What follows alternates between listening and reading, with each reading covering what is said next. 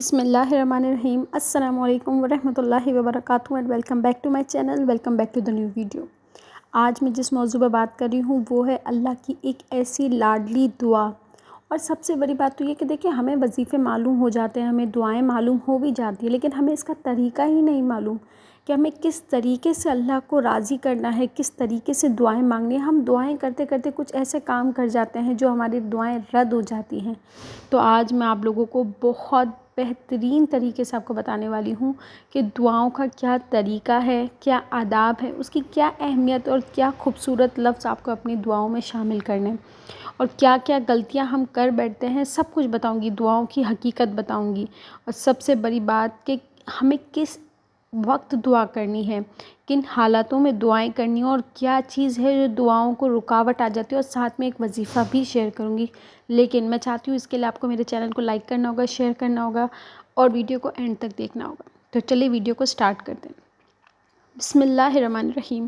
تمام تعریفیں اللہ رب العزت کے لیے ہیں جو دلوں کے حال جانتا ہے اور جو دعاؤں کو سنتا اور قبول کرتا ہے. نبی کریم صلی اللہ علیہ وآلہ وسلم نے فرمایا, میں ترجمہ بتا رہی ہوں, دعا عبادت کا مغز ہے. آج میں آپ لوگوں کو ایک اہمیت اور طریقے کو بہت خوبصورت انداز میں بیان کرنے والی ہوں, جو آپ کے نزدیک, اللہ کے نزدیک جو صرف ایک لفظ آپ سمجھ سکتے ہو آپ کے نزدیک, لیکن اللہ کے نزدیک یہ لفظ نہیں ہے بلکہ دل کا جھکاؤ ہے اور اللہ پر مکمل بھروسہ کرنے کا ایک ذریعہ, ایک طریقہ ہے. دیکھیں آج ہم اسی عظیم موضوع پر بہت تفصیل سے بات کریں گے. تو میں آج آپ لوگوں کو بتاؤں گی کہ دعا کرنی کیسے ہے, دعا کے کیا شرائط ہیں, قبولیت دعا کے کون کون سے اسباب ہیں, دعا کا وظیفہ بتاؤں گی, اور کون سی خوبصورت دعائیں ہمیں اپنی زندگی میں شامل کرنی ہے آگے فیوچر کے لیے بھی. تو چلیے ترتیب سے سٹارٹ کرتے ہیں. سب سے پہلے تو دیکھیں دعا کی حقیقت. دعا انسان کی عاجزی اور اللہ کی ربوبیت کا سب سے بڑا اظہار ہے.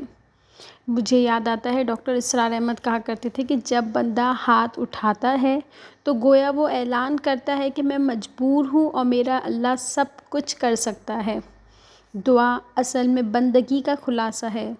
دعا میں انسان اپنی بے بسی کو پیش کرتا ہے اور اللہ کی قدرت پر ایمان تازہ کرتا ہے.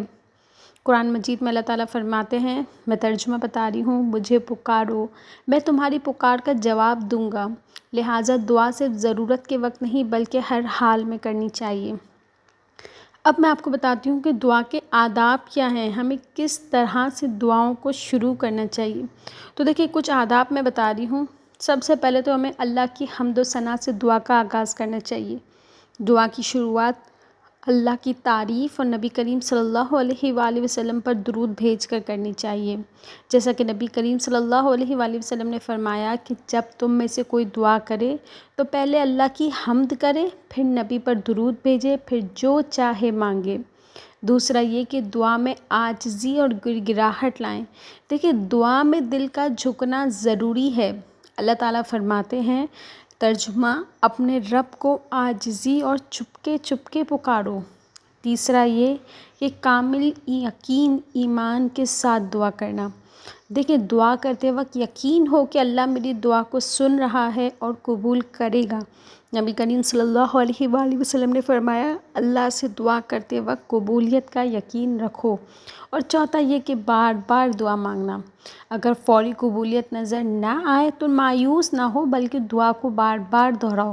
ایک جگہ میں نے سنا ہے کہ دیکھیں اللہ کے دربار میں جتنا زیادہ دستک دو گے اتنا ہی جلدی در کھلے گا. کتنی ہی پیاری بات ہے یہ. اب دیکھیں ہمیں پتہ تو چل گیا کہ ہمیں کیا کیا خیال رکھنے ہیں, لیکن ہمیں یہی نہیں پتہ کہ کون سے وہ خاص وقت ہے جس میں دعائیں سب سے زیادہ جلدی قبول ہوتی ہیں. تو دیکھیں کچھ اوقات ہیں جس میں دعا سب سے زیادہ قبول ہوتی ہے. سب سے پہلے تو اس میں ہے تہجد کا وقت.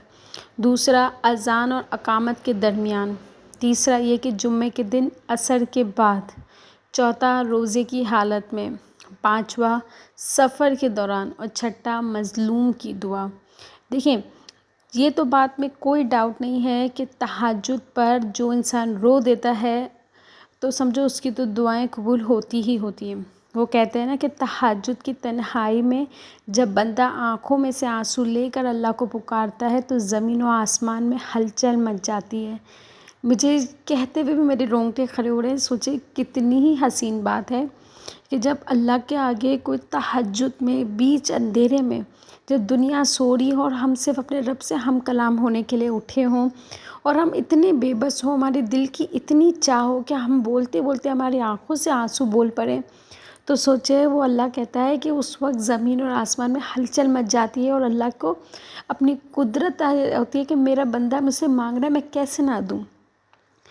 اچھا، اب دوسرا یہ کہ ہمیں دعا کرتے ہوئے کون کون سی حالتوں میں خیال رکھنا ہے، کیا کیا کرنا ہے. تو دیکھیں، سب سے پہلے تو ہاتھ لازمی اٹھانے. نبی کریم صلی اللہ علیہ وآلہ وسلم دعا کرتے وقت ہاتھ اٹھاتے تھے. دوسرا یہ کہ قبلہ رخ ہو کے کرنا، کیونکہ قبلے کی طرف رخ کرنا دعا افضل ہے. تیسرا، بیٹھ کر یہ سجدے میں دعا کرنا. دیکھیں، سجدہ دعا کے سب سے زیادہ قریب حالت ہے. یہ آپ بیسک چیزوں کا خیال رکھیں، پھر دیکھیں اللہ پاک آپ کی ہر مراد کو پورا کرے گا. چوتھا یہ کہ دیکھیں، اب میں بتاتی ہوں کہ دعا کی قبولیت میں رکاوٹیں آپ کون کون سی آ جاتی ہیں. تو دیکھیں، کچھ چیزیں دعا کی قبولیت میں رکاوٹیں بنتی ہیں، جیسے کہ حرام کھانا، حرام لباس پہننا، گناہوں پر اصرار کرنا اور دل کا غافل ہو جانا. دیکھیں، ایک اور مجھے کسی مفتی کی بات مجھے یاد ہے کہ دیکھیں، جو ہاتھ حرام کمائی سے پلتے ہیں ان سے نکلنے والی دعائیں آسمان تک جاتی ہی نہیں ہیں. تو کوشش کریں اپنے آپ کو اسلام کے مطابق چلائیں. اب میں آپ کو ایک وظیفہ بتاتی ہوں، کچھ دعائیں بتاؤں گی، پھر آپ دیکھیے گا کہ بہت جلد آپ لوگ کے زندگیوں میں بدلاؤ آئے گا.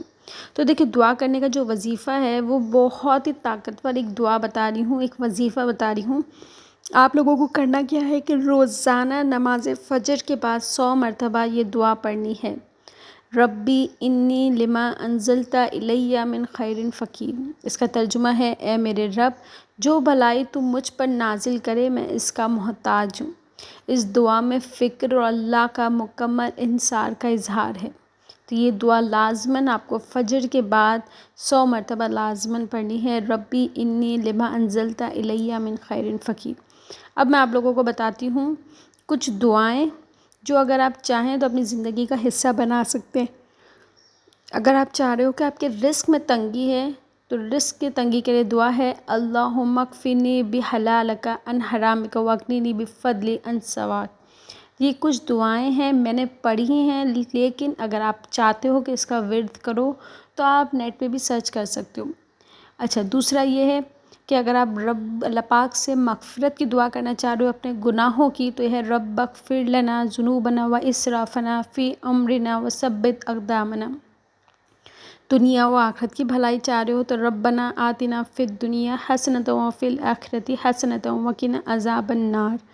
اس کے علاوہ میں اب آپ لوگوں کو بتاتی ہوں کہ دعاؤں میں ہم کرتے ہیں لیکن ہمارے آنسو نہیں نکلتے ہیں، ہم سے رویا ہی نہیں جاتا.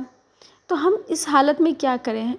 کبھی کبھی ہم اندر سے اتنا ٹوٹے ہوئے ہوتے ہیں تو ہمارے بات کرتے کرتے اللہ سے مانگتے مانگتے ہمارے آنسو نکل جاتے ہیں. لیکن کبھی ہوتا ہے کہ دعا میں رویا نہیں جا رہا ہوتا ہے.